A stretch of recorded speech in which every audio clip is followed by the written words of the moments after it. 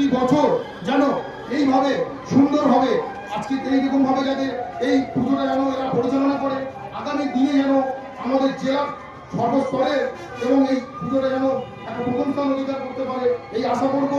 এবং কমিটির কাছে বলবো যে আরো পরিশ্রম করতে হবে, এইভাবে তারা এগিয়ে গেলে আমরা সবাই সহযোগিতা করবো। আমরা কেন কুলপি সমস্ত মানুষ সমস্ত গ্রামবাসী কিন্তু সবাই সহযোগিতা করবে যাতে এই পুজোটা আগামী দিনে আরো সুন্দরভাবে আরো বড় হয়, এই আশা রাখবো। এবং বিশেষ করে একটা কথা বলবো, যারা রাস্তায় গাড়ি চালাচ্ছে তাদের একটু বলবো, ভাই ড্রাইভিং যারা করছেন একটু সাবধানে চালান, পুজো মণ্ডপের কাছে এখানে একটু আস্তে চালাবেন। এই কারণে বলবো, যেহেতু পুজো যারা দর্শনার্থীরা আছে তারা রাস্তা পারাপার করছে, কোনো একটা দুর্ঘটনা যাতে না ঘটে সেই আমরা সচেতনতা করার চেষ্টা করবো।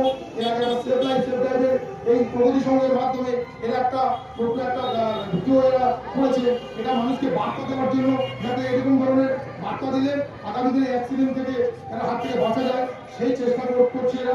যাই হোক, এদের একটা নতুন উদ্যোগ, এই উদ্যোগকে ভালো লাগছে। বিশেষ করে আজকে আমাদের মধ্যে উপস্থিত হয়েছে এখানে যারা আছে, পুণ্যনিতা আছে, স্বপ্নবাবু আছে, সঙ্গীতা আছে, আমাদের সমস্ত যারা আছে রূপক থেকে শুরু করে আমাদের আর প্রত্যেকটা যারা এই কমিটির সদস্য, প্রত্যেকটা সবাইকে অশেষ ধন্যবাদ, কৃতজ্ঞতা। কারণ এই এত সুন্দর একটা থিম নিয়ে এসেছে, এত সুন্দর একটা পুজো এরা করছে, এই জন্য ভালো লাগছে। আগামী দিনে যাতে আরো ভালো হয় সেই চেষ্টা করবো। সবাই ভালো থাকুন, সুস্থ থাকুন, এই কামনা করে আমার বক্তব্য শেষ করছি।